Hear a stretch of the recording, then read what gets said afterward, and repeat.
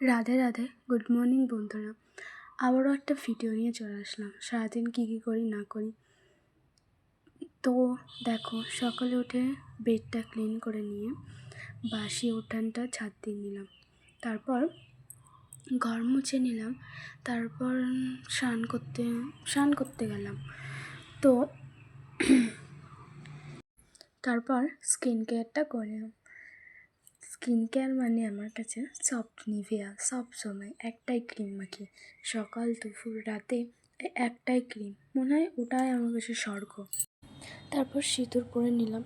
আর হ্যাঁ, সবাইকে একটা কথাই বলবো, যখন যে সিঁদুর পরবে অবশ্যই চুলটা বাঁধবে আর শাঁখা পলাতে লাগিয়ে প্রণাম করবে, স্বামীর নাম করে, সবারই মঙ্গল হবে। তো এটা আমার ঠাম্মাকে দেখিনি, মাকে দেখেছি, কিন্তু ঠাম্মা বলেছে। তারপর পুজো করে নিলাম। আমি সকালে কিছু করি না করি, তোমাদের প্রথম দিনই বলেছি যে আমি পুজোটা আগে স্নান করে সারি।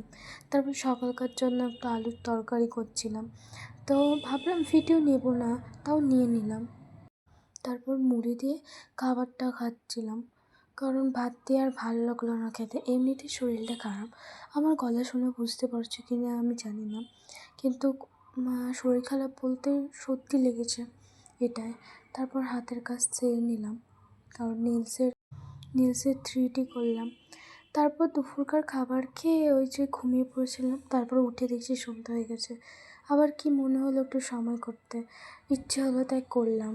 তারপর শ্বশুর এনে দিয়েছিল লতিকা, খাবো বলেছিলাম, তার জন্য এনে দিয়েছিল, শরীরটা খারাপ। তারপর আজকে চুলটা বাঁধতে ভুলে গেছিলাম, ঘুমানোর আমার মনে পড়লো।